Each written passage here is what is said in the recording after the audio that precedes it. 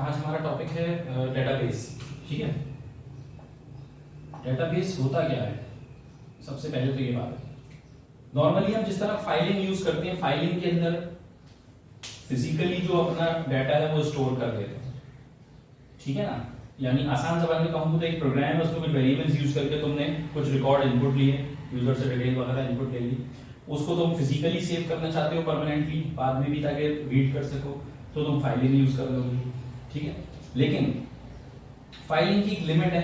अगर हमारे पास बहुत ज्यादा कॉम्प्लेक्स सिनेरियो है जिसमें बहुत ज्यादा रिकॉर्ड्स हैं, लार्ज अमाउंट ऑफ डाटा को हमें हैंडल करना है, बार बार उसे चेंज करना, अपडेट करना, तो ये सारे काम आसानी से फाइलिंग में नहीं हो सकते। ठीक है, जब फाइलिंग वगैरह थोड़ा कॉम्प्लेक्स लेवल पे तुम करोगे तो तुम्हें आइडिया होगा कितना मुश्किल हो जाता है फाइलिंग को हैंडल करना। ठीक है ना, तो एक लाख रिकॉर्ड्स हैं, उनमें से डाटा उठाकर 200 कस्टमर्स के रिकॉर्ड को अपडेट करना, सही है, तो वो कुछ को रिमूव करना, तो ये फाइलिंग में बहुत मुश्किल हो जाता है। इसके लिए डेटाबेस को बनाया गया, यही सोच के कि ये काम आसानी से हो सके। ठीक है, डेटाबेस का तरीकेकार क्या है? डेटाबेस की एक पहले सबसे एक फाइल होती है, यानी बेसिक एक सबसे पहले डेटाबेस होगा हमारे पास, वो कोई भी एक फाइल हो सकती है, जैसे a.mdb वगैरह कुछ भी नाम इस तरह आ जाएगा। ठीक है, वो डेटाबेस तुम्हारे पास फिजिकली एक फाइल स्टोर होगी। उस डेटाबेस के अंदर हम क्या बनाते हैं, वो हमारे कंप्लीट स्टोरेज है, उसके अंदर हम अपने पास टेबल्स डिजाइन करते हैं। टेबल्स किस तरह से होते हैं? टेबल का कॉन्सेप्ट बिल्कुल वैसे है जिस तरह एक्सेल शीट में हमारे पास रॉज और कॉलम्स होती हैं। ठीक है, यहाँ पर रॉज आ रहे होते हैं सारे, ये कॉलम ए बी सी, यहाँ रॉज आ रही होती है 1 2 3 4, तो ये हमारी रॉज होती हैं, ये कॉलम्स होते हैं।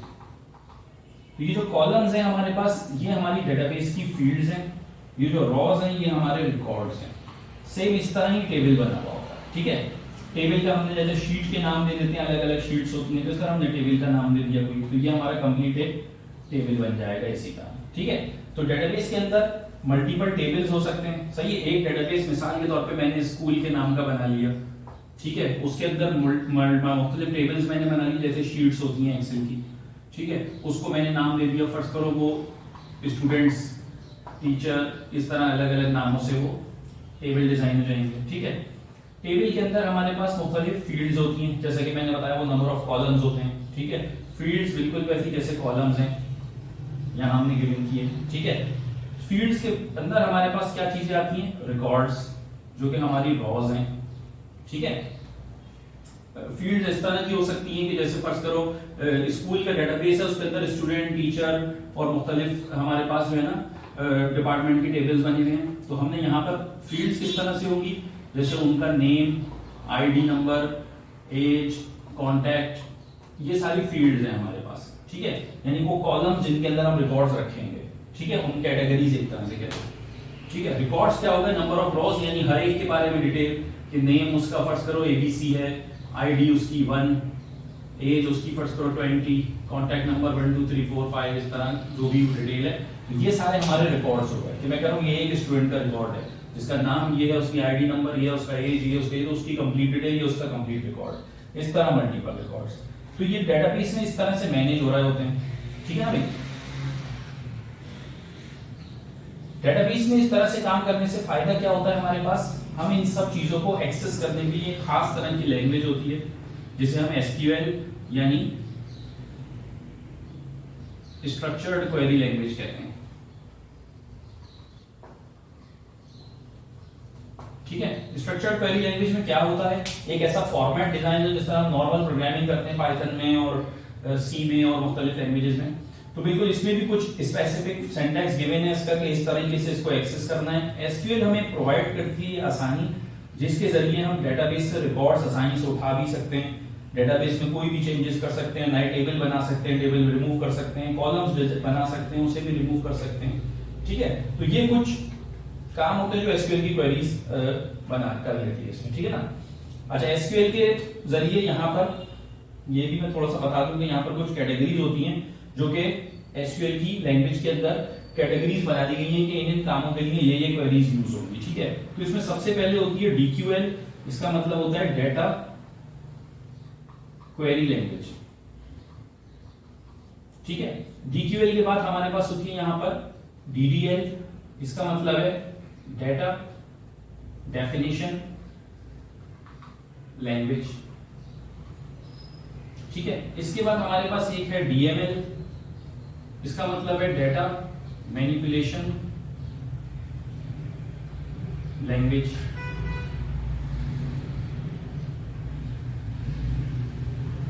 एक इसके अलावा हमारे पास होती है इसमें डीसीएल, जिसे कहते हैं डेटा कंट्रोल लैंग्वेज।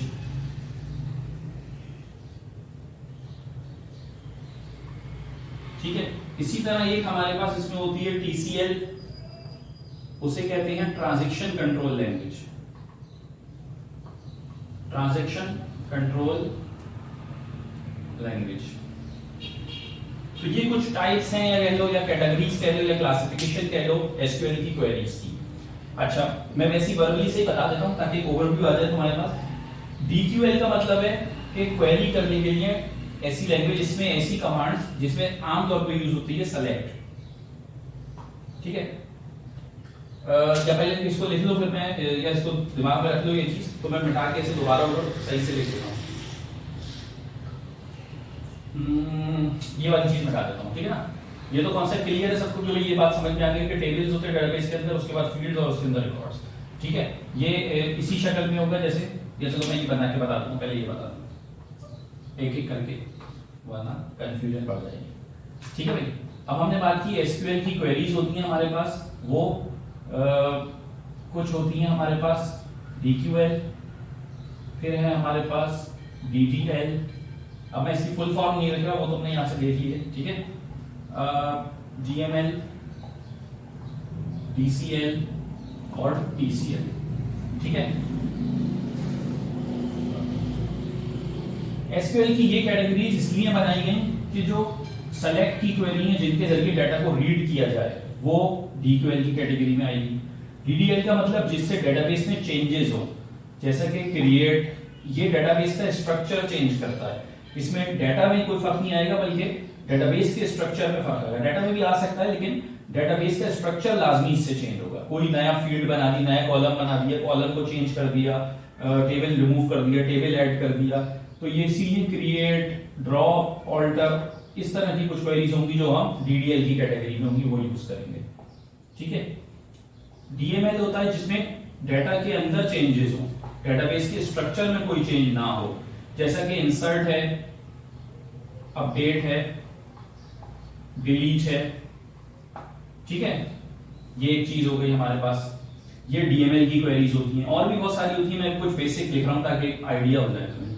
टीसीएल का मतलब क्या है कि कंट्रोल लैंग्वेज, यानी कंट्रोल दिया जाए यूजर को। इसमें एक ग्रांट होती है, यानी यूजर को एक्सेस दिया जाए। तो इसमें ऐसी क्वेरीज होती हैं जैसे रिवोक है, ये कुछ ऐसी कमांड है जिसके जरिए जो है ना हम एक्सेस यूजर का रिस्ट्रिक्ट करते हैं या उसे एक्सेस दे देते हैं कि ये यूजर इस टेबल में एंट्री कर सकता है, या इस टेबल को सिर्फ रीड कर सकता है, या इसे रिमूव डिलीट भी कर सकता है, सारे काम कर सकता है या नहीं। तो यूजर के राइट्स, उनके एक्सेस को मेंटेन किया जाए, तो वो डीसीएल की क्वेरीज होती है। इसमें ग्रांट है, रिवोक है, ये सब है। ठीक है। टीसीएल होती है ट्रांजैक्शन बेस्ड। इसमें क्या होता है, कमिट, रोल बैक, ये किस तरह की क्वेरीज होती हैं? ये ऐसी क्वेरीज होती हैं जो कंप्लीट ट्रांजैक्शन के ऊपर एक्ट करती हैं। ट्रांजैक्शन से मुराद क्या होता है, ऐसी नॉलेज के लिए समझ लो, ज्यादा मत समझना वरना परेशान हो जाओगे। सिंपल ये है, ट्रांजैक्शन एक क्या होती है, मल्टीपल या group of SQL queries. Group of query कह लो या मल्टीपल क्वेरी कह लो।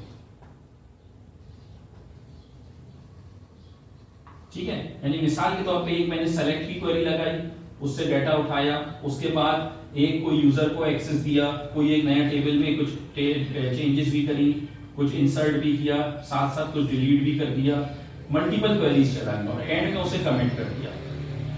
ठीक है। तो ये काम फाइनल हो जाएगा। इसमें बहुत सारी क्वेरीज लिखी हुई होती, तो ये कंप्लीट एक ट्रांजैक्शन स्टार्ट करी, उसके बाद इसे कमेंट कर दिया। तो ये एक मल्टीपल क्वेरीज का पूरा एक कलेक्शन होता है। तो आमतौर पे हम चाहते हैं फर्स्ट करो एक इंसर्ट नहीं, मल्टीपल, दो जगह अलग अलग टेबल में इंसर्शन हो रही है। जब वो फाइनल हो जाएगा, तमाम रिकॉर्ड, तमाम क्वेरीज चल जाएंगी, तो फिर उसे कमेंट किया जाएगा।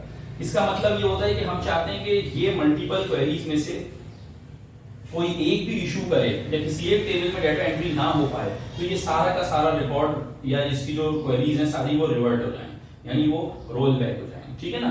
तो ये कुछ इस तरह का यूज होता है इसमें कि हम मल्टीपल क्वेरीज एक साथ चलाते हैं और चाहते हैं कि सारी क्वेरीज अगर सक्सेसफुल चले तो भी डाटा स्टोर हो, नहीं तो वो रोल बैक हो जाए। तो ये चीज एक कंप्लीट ट्रांजैक्शन कहलाती है। जैसे ट्रांजैक्शन रोल बैक हो गई या ट्रांजैक्शन कमिट हो गई, उसमें मल्टीपल काम हो रहे होते हैं, ठीक है। तो बात बहुत कॉम्प्लेक्स सिनेरियोज में जिसमें हम चाहते हैं कि मल्टीपल टेबल्स में कुछ काम चेंजेस हम करवाएं और फिर वो सारे के सारे जब सक्सेसफुल हो जाएं तो हमारा काम सक्सेसफुल समझा जाए। लेकिन अगर हम इंडिविजुअल ट्रांजैक्शंस इसके एसक्यूएल की क्वेरीज चला रहे होते तो हमारे पास एक रिकॉर्ड नहीं होता कहीं पे, कोई लॉग नहीं होता कहीं कि भाई कौन सी क्वेरी सक्सेसफुल चली कौन सी नहीं चली या किस स्टेट पर आए हम वापस कहां तक वापस जाएं, तो ये हमें चीज पता नहीं चलती, तो डाटा में इशू आ जाएंगे बहुत सारे। तो इसलिए ये सिंप्लीफाई करने के लिए ट्रांजैक्शंस के ऊपर काम किया जाता है, मल्टीपल क्वेरीज को एक जगह बाइंड करके लिखा जाता है ग्रुप बना के, ठीक है ना। तो ये चीज ट्रांजैक्शन कहलाती है। तो ट्रांजैक्शन से रिलेटेड जितनी क्वेरीज है वो टीसीएल के अंदर आ जाती है, ठीक है ना। तो ये इस पे ज्यादा दिमाग अभी मत लगाओ तो अच्छा होगा, ठीक है ना। तो ये एसक्यूएल की क्वेरीज की जो है ना ये कुछ कैटेगरीज हैं, यहां तक ये बात हो गई। एक चीज इसमें होती है CRUD का ऑपरेशन, ठीक है। CRUD ऑपरेशंस, CRUD ऑपरेशंस का मतलब है C से क्रिएट, R से रीड, Q से अपडेट और D से डिलीट। ये एक मशहूर बात है कि कही जाती है कि भाई डेटाबेस में ये CRUD ऑपरेशन सक्सेसफुली चल रहा है। इसका मतलब क्या है, वो डेटाबेस सक्सेसफुली रिकॉर्ड्स क्रिएट भी कर रहा है, उससे रिकॉर्ड रीड भी किए जा रहे हैं, उसमें अपडेशन भी हो रही है और डिलीशन भी हो रही है, ठीक है। हम ये काम किस तरह कर रहे हैं एसक्यूएल की क्वेरीज से, या करते हैं किस तरह से। क्रिएट हम जब करते हैं तो हम करते हैं इंसर्ट की क्वेरीज से, ठीक है। रीड करते हैं तो सेलेक्ट की क्वेरी से, अपडेट करते हैं तो अपडेट की क्वेरी होती है, डिलीट करते हैं तो वो भी डिलीट की क्वेरी होती है, ठीक है। इंसर्ट करना, क्रिएट करना या ऐड करना एक ही बात है, ठीक है। रीड करना, सेलेक्ट करना या व्यू करना रिकॉर्ड्स एक बात है। अपडेट करना या एडिट करना कुछ रिकॉर्ड्स को, सही है। डिलीट करना तो जाहिर बात है रिमूव करना रिकॉर्ड्स या डिलीट करना, सही है ना, या क्लीन करना रिकॉर्ड को क्लियर। तो ये सारी चीजें, ये एक स्पेसिफिक कहा जाता है कि CRUD ऑपरेशन सक्सेसफुली अगर जिस डेटाबेस में चल रहा है तो इसका मतलब वो सही काम कर रहा है। तो इसका मतलब ये चारों ऑपरेशन सक्सेसफुली चल रहा है, जिसमें क्रिएट, रीड, अपडेट, डिलीट, जो कि इन क्वेरीज की मदद से चलेगा, ठीक है ना। तो ये चारों ऑपरेशन तुम्हें पता है, ऐड, व्यू, एडिट और रिमूव, यानी ये चारों काम होने चाहिए। रिकॉर्ड्स के इंसर्ट भी हो, रिकॉर्ड्स रीड भी हो, अपडेट भी हो और डिलीट भी हो, ठीक है ना भाई। तो ये CRUD ऑपरेशंस कहलाता है, इसे CRUD कहते हैं, CRUD, ठीक है। अच्छा भाई, यहां तक की तो बात खत्म हो गई। अब इसमें एक बात सबसे इंपॉर्टेंट ये है कि डेटाबेस इंटरनली जो है ना हमें किस तरह से दिखेगा। जैसे मैंने पहले तो बता दिया कि वो एक्सेल शीट की तरह होगा, ठीक है ना भाई। अब इसको अगर मैं कहूं कि मेरे पास स्कूल का डेटाबेस है, उसके अंदर एक स्टूडेंट का टेबल है और एक टीचर का टेबल है, या फर्ज करो चलो टीचर का टेबल है, ठीक है भाई। यहां पर मैंने दोनों टेबल्स के अंदर इसमें एक आईडी बना दी, इसमें एक नेम बना दिया, ठीक है। और भी कॉलम्स में चाहूं बना दूं, यहां पर एक आईडी बना दी, यहां नेम बना दिया, ठीक है। अब इस तरह और डिटेल कॉलम भी होंगे इसमें, ठीक है। अब मैं ये चाहता हूं कि इसके अंदर जो है ना आईडी कुछ इस तरह से, जैसे 1 2 3 4 रिकॉर्ड्स हैं ये, ठीक है। ये ABCD इस तरह,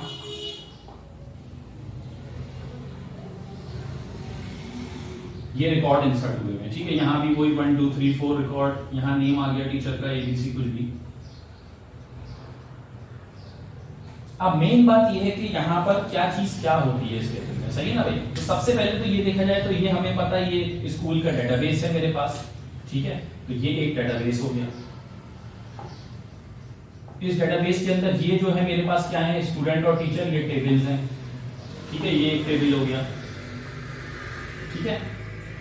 टेबल के बाद ये जो मेरे पास आईडी, नेम और मुख्तलिफ ये व्यू हो रहा है, ये क्या है मेरे पास, फील्ड्स, ठीक है। अच्छा, ये जो टेबल जिन चीजों के बनते हैं, स्टूडेंट, टीचर, इन्हें हम आमतौर पे एंटिटीज भी कहते हैं, एंटिटीज, ठीक है। मैं कहूंगा मेरे डेटाबेस के अंदर ये एंटिटीज मौजूद हैं।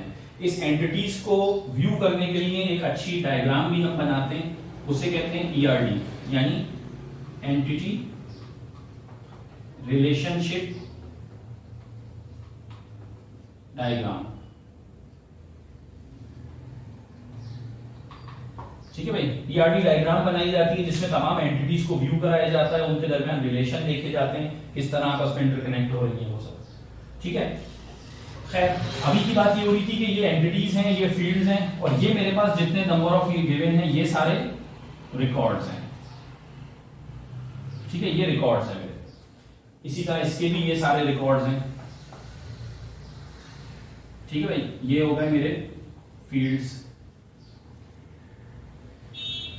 यहां तक की बात तो सबको समझ में आ गई। ठीक है भाई, हर टेबल के अंदर लाजमी है कि एक फील्ड यानी एक कॉलम ऐसा होगा जिससे उसकी पहचान होगी। ठीक है, उसमें लाजमी है कि हम दो चीजों को इंक्लूड करेंगे, और वो है नॉट नल और यूनिक। ठीक है, ये नॉट नल और यूनिक क्या है? ये डेटाबेस के कहलाते हैं कंस्ट्रेंट्स। कंस्ट्रेंट्स क्या होते हैं कि हम कुछ आसान जबान में कहें तो कुछ कंडीशंस होती हैं जिसके जरिए हम कॉलम को स्पेसिफाई करवाते हैं कि जो एंट्रीज होंगी वो इस बेसिस पे होंगी। ठीक है, नॉट नल का मतलब है नल वैल्यू नहीं होगी उसमें, यूनिक का मतलब है उसमें डुप्लीकेट वैल्यूज होंगी, सॉरी जो डुप्लीकेट वैल्यूज नहीं होंगी। सही ना? तो नॉट नल का मतलब है नल वैल्यूज इंसर्ट नहीं होंगी, और यूनिक का मतलब है वो यूनिक होंगे तमाम रिकॉर्ड्स की वैल्यूज, उसमें एक भी वैल्यू डुप्लीकेट नहीं होगी। और यही वजह है कि उससे उसकी पहचान होगी। अगर सेम वैल्यूज हैं सब जगह तो हम उससे कैसे पहचानेंगे? अगर 4 वैल्यूज सब जगह 3 जगह पर है तो 4 रिकॉर्ड से 3 जगह पहुंच जाएंगे हम। तो हम चाहते हैं यूनिक वैल्यू जिससे हर रिकॉर्ड को एक्सेस किया जा सके, इसी में उसे हम यूनिक कर देते हैं और उसमें नॉट नल का कंस्ट्रेंट दोनों लगा देते हैं। जब ये दोनों कंस्ट्रेंट लगा देते हैं तो ये चीज कहलाती है स्टेबल की बन जाती है, वो हम खुद से बनाते हैं, एक कंस्ट्रेंट लगाते हैं, उसे कहते हैं प्राइमरी की।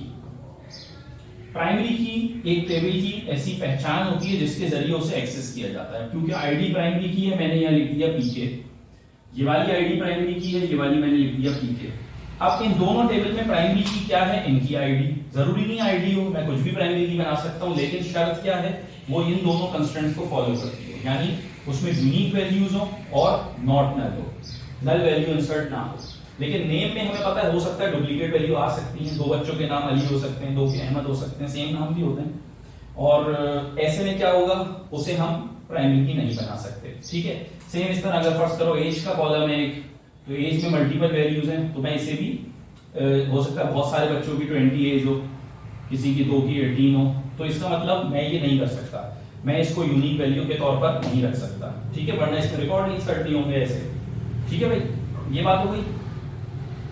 अब प्राइमरी की जब हमें समझ में आ गया कि प्राइमरी की एक ऐसी चीज होती है जिसके जरिए हम टेबल्स को एक्सेस करते हैं। ठीक है, तो ये भी एक कंस्ट्रेंट होता है हमारे पास, तो हम कहते हैं ये कंस्ट्रेंट है, ये नॉट नल, एक यूनिक, इससे कंडीशन लगा के उसके बाद हमने कहा ये प्राइमरी की अपनी कंस्ट्रेंट्स है, तो प्राइमरी की बना दी एक टेबल में। एक चीज हमारे पास होती है फॉरेन की। फॉरेन की क्या चीज होती है? अगर किसी एक टेबल की प्राइमरी की, जैसे इस टेबल की ये प्राइमरी की है, इसकी ये यूनिक प्राइमरी की है, इसमें तमाम रिकॉर्ड यूनिक होंगे, कोई नल वैल्यू नहीं होगी, इससे ये पहचाना जा रहा है। अगर इसकी प्राइमरी की को मैं यूज कर लूं इस दूसरे टेबल के अंदर, तो ये बन जाती है मेरे पास फॉरेन की। मिसाल के तौर पर टीचर है ये, तो मैंने कह दिया टीचर की आईडी मैंने इसमें यूज की एज अ फॉरेन की। अब ये यहां पर प्राइमरी की नहीं कहलाएगी, सही है, ये तो हमें पता है, कंफर्म है कि एक टेबल में एक प्राइमरी की होती है, एक से ज्यादा नहीं होती है। ठीक है, तो इसके लिए एक प्राइमरी की, इसकी एक प्राइमरी की। लेकिन यहां पर मैंने जो यूज किया ये प्राइमरी की नहीं है, बल्कि ये फॉरेन की है।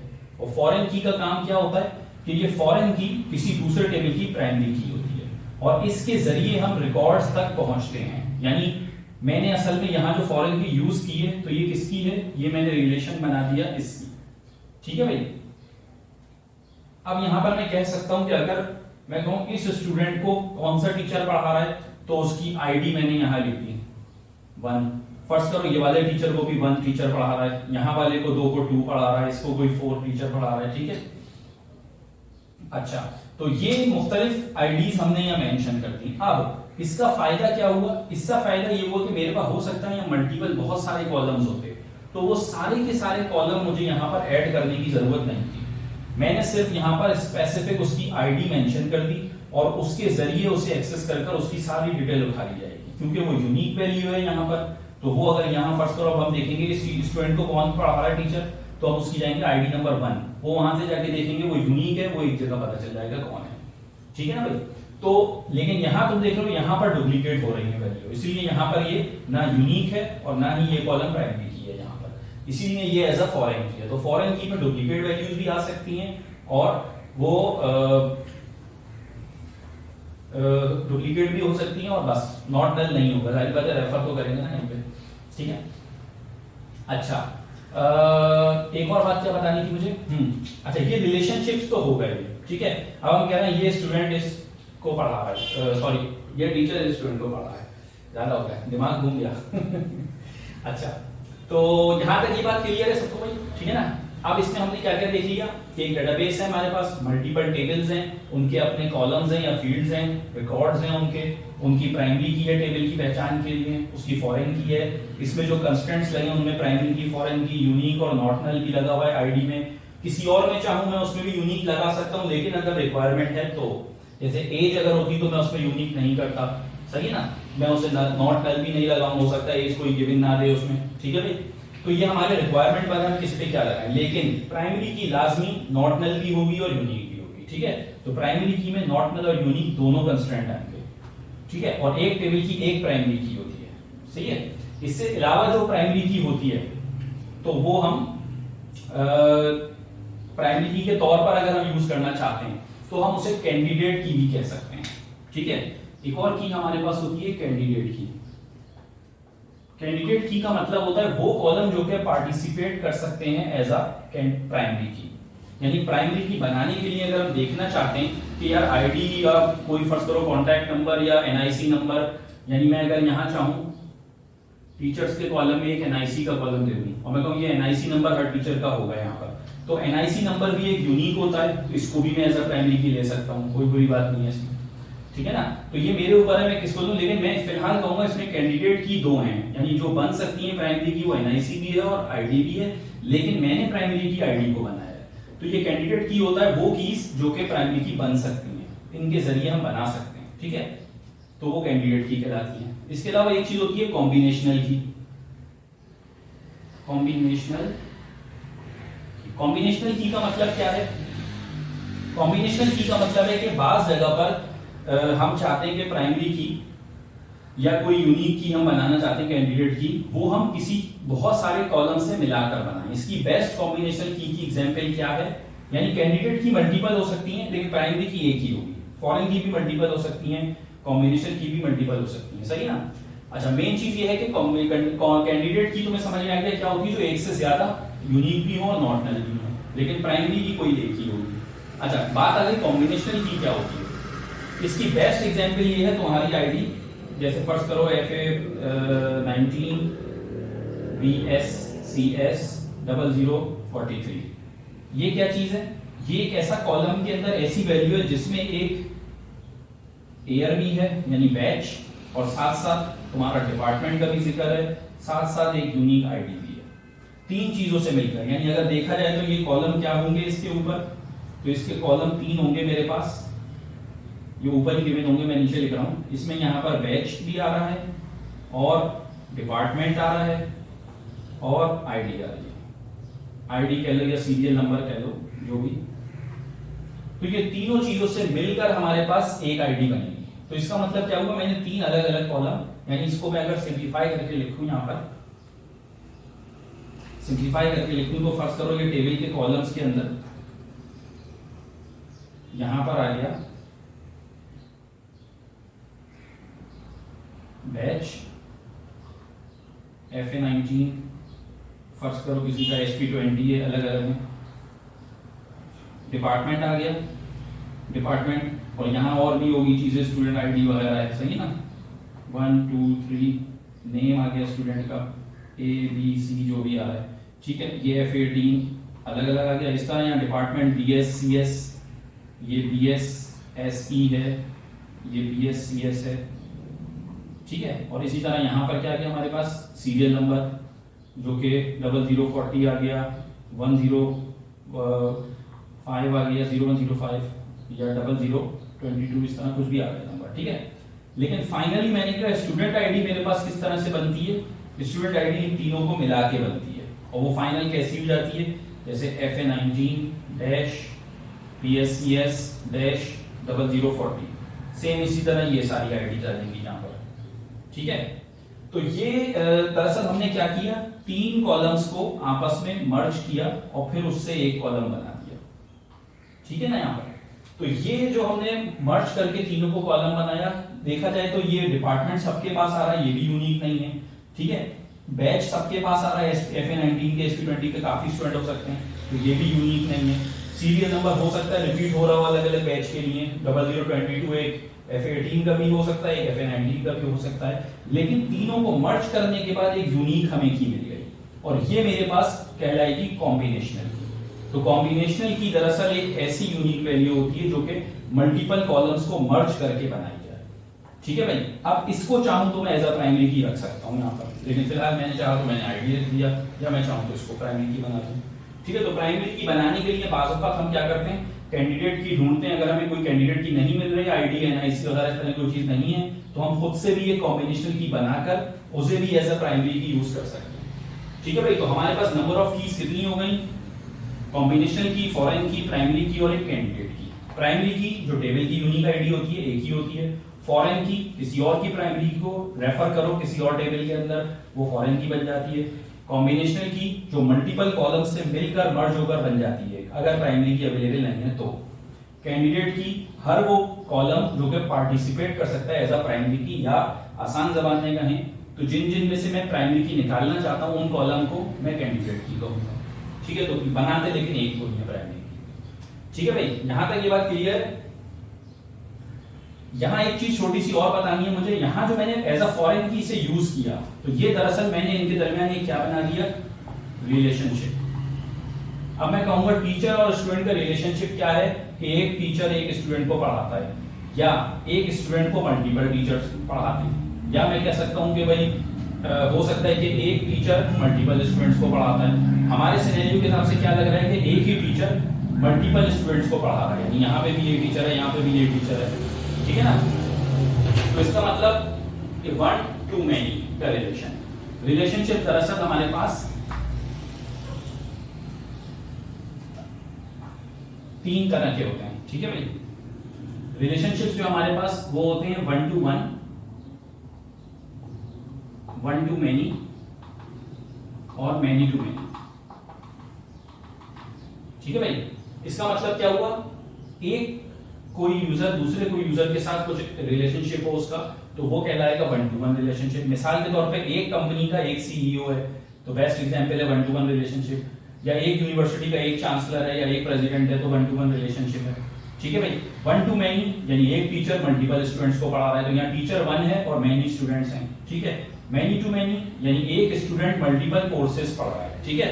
तो एक स्टूडेंट है और मल्टीपल कोर्सेज हैं, ठीक है ना। अब यहाँ पर एक चीज और है कि यहाँ पर 1 to 1 तो हमें समझ में आ रहा है, एक एक आईडी सबके साथ लिख देंगे, यहाँ से आईडी उठाकर। 1 to many भी ये दिख रहा है हमें कि एक आईडी के साथ मल्टीपल आईडीज लिख दी, ये भी समझ में आ रही है यहाँ पे कि टीचर की मल्टीपल आईडीज आ गई, तो 1 to many का रिलेशनशिप बन रहा है।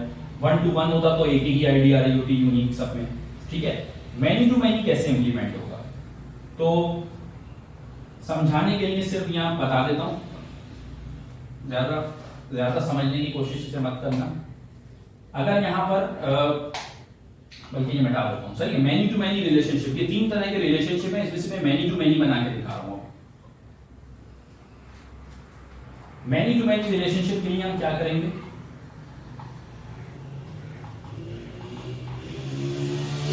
दोनों तरफ मल्टीपल चीजें होंगी, यानी मल्टीपल स्टूडेंट्स मल्टीपल कोर्सेज पढ़ सकते हैं, यानी एक कोर्स में मल्टीपल स्टूडेंट भी हैं और एक स्टूडेंट मल्टीपल कोर्सेज भी पढ़ रहा है, तो स्टूडेंट और कोर्स का रिलेशन है। तो मैंने यहां बता दिया एक स्टूडेंट का टेबल है, एक यहां बना दिया मैंने कोर्स का टेबल है, ठीक है भाई। अब इसमें फर्ज करो इसकी आईडी है जो कि प्राइमरी की है, यहां पर इसके अंदर फर्ज करो इसका नाम आ गया, ठीक है।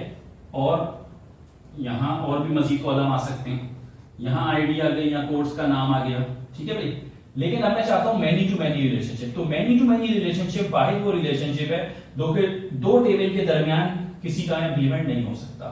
यानी ऐसा नहीं है कि मैं इसमें यहाँ एक कॉलम बना दूं और उसमें सारी इसकी आईडीज लिख दूं, या यहाँ इसमें कॉलम बना दूं, तो वो प्राइमरी की डिस्टर्ब हो जाएगी उससे। ठीक है, तो मैनी टू मैनी के लिए लाजमी हमें एक तीसरा टेबल बनाना पड़ता है, और वहां हम उसे कुछ भी नाम दे सकते हैं कि स्टूडेंट और कोर्स का टेबल। ठीक है,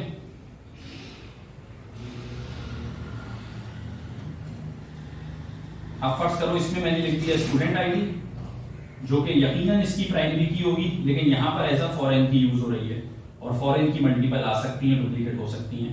यहां पर कोर्स आईडी है जो कि उसकी प्राइमरी की है, लेकिन यहां पर एज अ फॉरेन की यूज हो रही है। ठीक है, तो ये दोनों फॉरेन कीज स्टूडेंट और कोर्स की यहां पर मेंशन कर दी मैंने। उसके बाद मजीद कोई मैंने इसमें डिस्क्रिप्शन या फर्स्ट करो डेट टाइम या कोई ऐसी फील्ड देनी है तो मैं वो भी दे सकता हूं इसमें आगे। ठीक है ना, लेकिन यहाँ पर फर्स्ट करो, अब यहाँ 1 2 3 और स्टूडेंट के नाम आ गए ABC, यहाँ 1 2 3 आईडी आ गई, कोर्स के नाम आ गए फर्स्ट करो XYZ। तो यहाँ मुझे क्या करना पड़ेगा कि ये एक स्टूडेंट ने 2 कोर्सेज उठाए हैं, यानी स्टूडेंट आईडी नंबर 1 ने 2 कोर्सेज उठाए हुए हैं। तो मैं यहाँ क्या कहूंगा, स्टूडेंट आईडी 1 ने पहला कोर्स 1 उठाया, स्टूडेंट आईडी 1 ने ही दूसरा कोर्स भी उठा लिया। सेम इसी तरह मैं कहूंगा स्टूडेंट नंबर 2 ने पहला कोर्स पढ़ लिया, लेकिन स्टूडेंट नंबर 2 ने दूसरा कोर्स नंबर 3 उठा लिया। तो ये मल्टीपल कोर्सेज एक साथ मैनेज हो रहा है, और ये पता चल रहा है कि किस स्टूडेंट ने कितने मल्टीपल कोर्सेज उठाए। स्टूडेंट कोर्सेज भी मल्टीपल हैं और स्टूडेंट भी मल्टीपल हैं, तो ये मैनी टू मैनी रिलेशनशिप है। और ये हम यहाँ पर इनको, इसकी आईडी को इससे रिलेट कर देंगे और इसकी आईडी को इससे रिलेट कर देंगे। तो ये हमारा मैनी टू मैनी रिलेशनशिप है, जो कि 2 टेबल से कभी इंप्लीमेंट नहीं होता, ये तीसरे टेबल में लाजमी इसके लिए बनाना पड़ता है। ठीक है भाई, उम्मीद है ये कुछ अजीब सी बात है जो शायद तुम्हें समझ में ना आई हो, तो बिल्कुल घबराने की बात नहीं। हमारा डेटाबेस का कोर्स नहीं है, हमें सिर्फ एक कॉन्सेप्चुअली ये समझना है कि डेटाबेस किस तरह काम कर रहा है। तो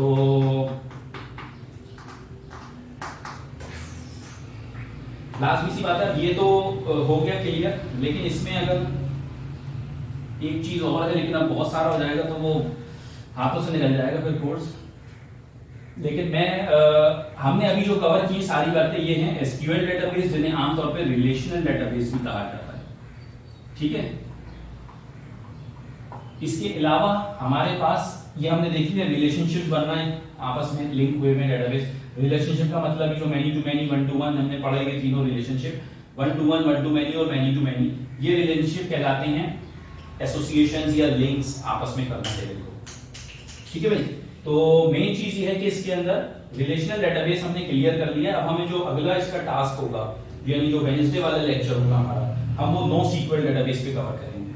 अच्छा, मैं यहाँ छोटा सा एक चीज और बता दूं कि जो इतने रिलेशनल डेटाबेस है ना, इनको मैनेज करने का जो टूल होता है उसे कहते हैं डेटाबेस मैनेजमेंट सिस्टम।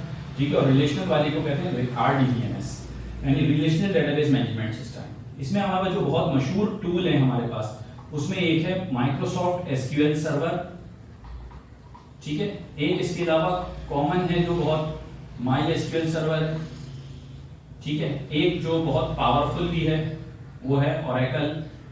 ठीक है, और एक जो बहुत पहले इस्तेमाल होता था MS Access, अब भी शायद कहीं कोई यूज कर रहा होगा उसे। तो कुछ इस तरह के और भी बहुत सारे हैं, लेकिन ये कुछ मशहूर टूल हैं जिनके जरिए तुम रिलेशनल डेटाबेस या इस तरह के जो हमने पढ़े कि डेटाबेस बना सकते हो। ठीक है ना, अगर किसी को डिटेल में डेटाबेस का थोड़ा और समझना है तो मैंने जो YouTube का चैनल है उसमें कुछ अपडेट करी हुई है डेटाबेस के कोर्स के हवाले से, तो अगर वो किसी को देखना है तो वो देख सकता है। अगर वो कोर्स का अपना सब कुछ कर चुका है तो ऐसा नहीं है कि वो सब पढ़ लो और कोर्स में फेल हो जाओ, ऐसा मत करना। ठीक है भाई, तो फिर नेक्स्ट इंशाल्लाह वेडनेसडे वाली क्लास में नो सीक्वल डेटाबेस स्टार्ट करते हैं, तो वो कवर करते हैं।